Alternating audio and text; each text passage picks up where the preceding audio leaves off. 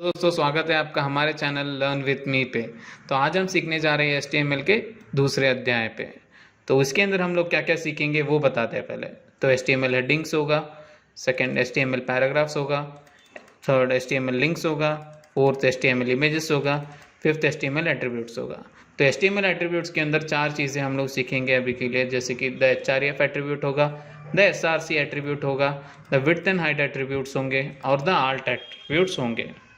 चलिए हम सीखते हैं अभी HTML हेडिंग्स के बारे में। HTML headings are defined with the H1 to H6 tags. ऐसे कि HTML में होता है H1, H2, H3, H4, H5, H6। H1 से जो होता है वो सबसे बड़ा होता है, उसके बाद में सेकंड H2 बहुत छोटा होता है, उससे छोटा H3 होता है, H4 उससे छोटा होता है, H5 उससे छोटा होता है, H6 उससे भी छोटा होता है।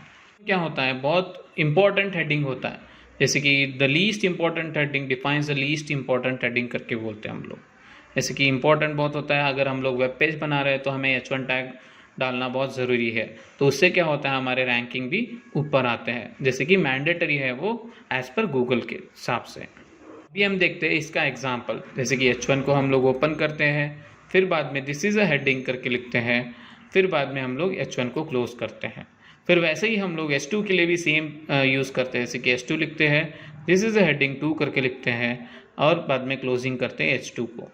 फिर बाद में H3 को भी सेम वैसे ही करना है, जैसे कि उसको H3 ओपन कीजिए, फिर बाद में दिस इज हेडिंग करके लिखिए, फिर बाद में H3 को क्लोज कीजिए। हम सभी H1 to H3, H4, H5, H6 को भी सेम हम लोग यूज़ करते हैं। अभी हम सीखते हैं HTML पैराग्राफ्स के बारे में। HTML paragraphs are defined with the P tag, जैसे कि उसे हम लोग ब्रैकेट में P करके लिखते हैं तो उससे हम लोग डिफाइन करते हैं, वैसे उसको हम लोग पैराग्राफ्स करके बोलते हैं। तो उसके लिए हम लोग एग्जांपल देखते हैं। P टैग को ओपन करते हैं, दिस इज अ पैराग्राफ लिखते हैं हम लोग, जैसे कि पैराग्राफ में बहुत बड़ा सेंटेंसेस भी लिख सकते हैं और फिर बाद में उसे P टैग को क्लोज करना है।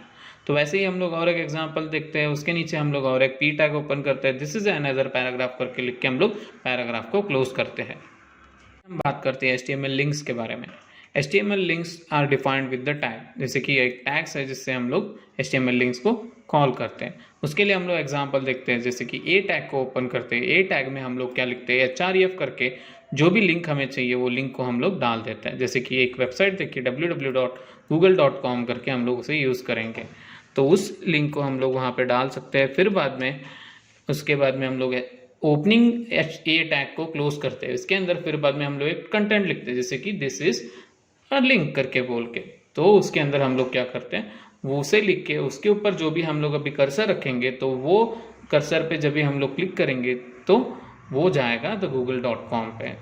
फिर बाद में A टैग को हम लोग क्लोज कर देते हैं। अभी ये हम सीखते हैं HTML इमेजेस के बारे में। HTML images are defined with the tag, जैसे कि उसको हम लोग एक टैग img के टैग से डिफाइन करते हैं। The source file src alternative text width and height are provided as attribute, जैसे कि हम लोग सोर्स फाइल में src करके लिखते हैं, अल्टरनेटिव टेक्स्ट में alt करके लिखते हैं, फिर बाद में विड्थ लिखते हैं एंड हाइट लिखते हैं एंड प्रोवाइडेड एज एट्रीब्यूट, जैसे कि जैसे एट्रीब्यूट्स हम लोग प्रोवाइड करते हैं वैसे वो आगे बढ़ता है। जैसे कि इसके लिए हम लोग एक एग्जांपल देखते हैं। उसके लिए हम लोग क्या करेंगे, ओपनिंग ब्रैकेट डालेंगे, उसके अंदर इमेज करके लिखेंगे, फिर बाद में src लिखते हैं, फिर बाद में src को इक्वल टू डाल के उसके अंदर हम लोग इमेज का पार्ट डालते हैं। इसकी इमेज का पाथ क्या होगा, इमेज का पाथ होगा जैसे कि फाइल नेम होगा, जो आपका इमेज का नेम रहता है वही हम लोग इमेज का पाथ बोलते हैं। फिर बाद में अल्टरनेटिव किस लिए यूज़ होता है, अल्टरनेटिव जैसे कि अभी आपका इमेज कहीं पे डिस्प्ले नहीं हो रहा है तो वहाँ पे वो अल्टरनेटिव टेक्स्ट में वहाँ पे डिस्प्ले हो जाता है, जैसे कि वहाँ पे जो आप नाम लिखोगे वो वहाँ का रेफरेंस लेके दिखाएगा कि ये इमेज ये था करके। फिर बाद में हम लोग इसके अंदर विड्थ डालते हैं, जैसे कि विड्थ हम लोग जो चाहिए वो डाल सकते हैं, फिर हाइट भी डालते हैं, जितना हाइट हमें चाहिए वो इमेज का हाइट उतना डाल के हम लोग इमेज टैग को क्लोज कर देते हैं। करते हैं HTML एट्रीब्यूट्स के बारे में। The href attributes, HTML links are defined with the A tag, जैसे कि हमने पहले भी देखा था इमेजेस में, जैसे कि लिंक्स के लिए हम लोग यूज़ करते हैं A tag. The link address is specified in the href attribute, जैसे कि अभी हम लोग लिंक को जहाँ पे अगर पहुँचाना है, जैसे कि एक पर्टिकुलर टेक्स्ट लिखा है उसको हम लोगों को वहाँ पे पहुँचाना है या कोई वेबसाइट को डाइवर्ट करना है, तो वहाँ पे हम लोग A टैग यूज़ करते हैं। तो उसके लिए हम लोग अभी एग्जांपल देखते हैं, जैसे कि हम लोग यहाँ पे देख सकते हैं स्क्रीन पे। A टैग को ओपन करते हैं, href इक्वल टू जो भी हमें वेबसाइट का नाम चाहिए या जो भी होगा वहाँ पे हम लोग कनेक्ट करना चाहते हैं, जैसे कि www.google.com लिखा है हमने यहाँ पे, फिर बाद में उसे क्लोज करके फिर बाद में हम लोग एक टेक्स्ट लिखते हैं, जैसे कि दिस इज अ लिंक करके लिखते हैं। हम दिस इज अ लिंक के जगह पे हम कुछ भी नाम लिख सकते हैं, जैसे कि गूगल होगा या कोई भी चीज़ हम लोग लिख सकते हैं। फिर बाद में हम लोग क्या करते हैं, यहाँ पे ए टैग को क्लोज करते हैं। तो अभी हम बात करते हैं द एसआरसी एट्रीब्यूट के बारे में। HTML images are defined with the tag, जैसे कि हमने पहले भी बात किया था, जैसे कि HTML इमेज में हम लोग क्या करते हैं, डिफाइंड एक टैग है जो कि IMG के तरह पे यूज़ करते हैं। The file name of the image source is specified in the SRC attribute, जैसे कि SRC एट्रीब्यूट में हम लोग जो भी है फाइल नेम वगैरह डालते हैं। जैसे कि यहाँ पे एग्जाम्पल देख सकते हो, जैसे कि इमेज टैग को ओपन किया है हमने, बाद में SRC लिखा है, SRC के आगे हम लोग ने इक्वल टू डाल के डबल कोटेशन में IMG या google.jpg करके हम लोगों ने दिया है। फिर बाद में डबल कोटेशन को क्लोज करके इमेज टैग को हम लोग वहाँ पे क्लोज करते हैं। अभी हम बात करते हैं the width and height attributes, जैसे कि हम लोगों ने इमेजेस में पहले भी देखा था विड्थ और हाइट दिया गया था, तो उसके बारे में हम लोग थोड़ी अधिक जानकारी देना चाहते हैं। जैसे कि images in HTML have a set of size attributes which specifies the width and height of the image, जैसे कि हम लोग कोई भी इमेज को एक साइज देना है, एक विड्थ देना है, एक हाइट देना है। अगर हम लोग विड्थ और हाइट ना दे दे तो फिर जो actual size of the image होता है वही इमेज आ जाता है। तो इसके लिए हमें पर्टिकुलर साइज देना पड़ता है ताकि वो वहाँ पे सेट हो जाए।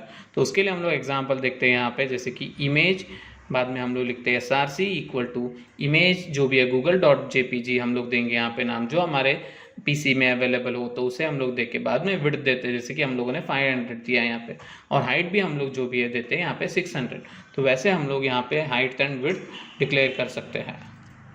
बात करते हैं द आल्ट एट्रीब्यूट के बारे में। The alt attribute specifies an alternative text to be used when an image can not be displayed, जैसे कि हमने मैं पहले भी बताया था, इसकी इमेज टैग में हम लोग आल्ट एट्रीब्यूट यूज़ करते हैं। अगर इमेज डिस्प्ले नहीं होता है तो इमेज को हम लोग आल्ट में लिख के, जैसे कि आल्ट लिख के उसके सामने हम लोग जो भी ये इमेज का कैप्शन है या जो कुछ भी है वो इमेज के बारे में हम लोग वहाँ पे लिख सकते हैं।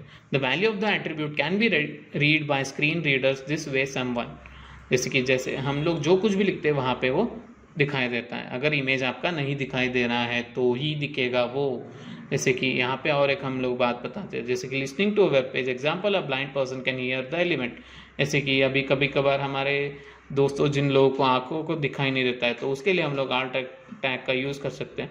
तो जो भी स्क्रीन रीडर होगा या जो भी यूजर्स होगा तो उससे हम लोग वो जो हमने लिखा है उसके बारे में वो वहाँ पे इंफॉर्मेशन देते हैं। जैसे कि हम लोग यहाँ पे एग्जांपल दे सकते हैं, image SRC equal to image जो भी google.jpg होगा, फिर बाद में आल्ट इक्वल टू हम लोगों ने यहाँ पे दिया है गूगल विद द हैट। आप यहाँ पे कोई भी इमेज नेम दे सकते हैं जो आपके पीसी में अवेलेबल हो, आपके पीसी में वो सेव होना चाहिए तभी आप ये दे सकते हैं।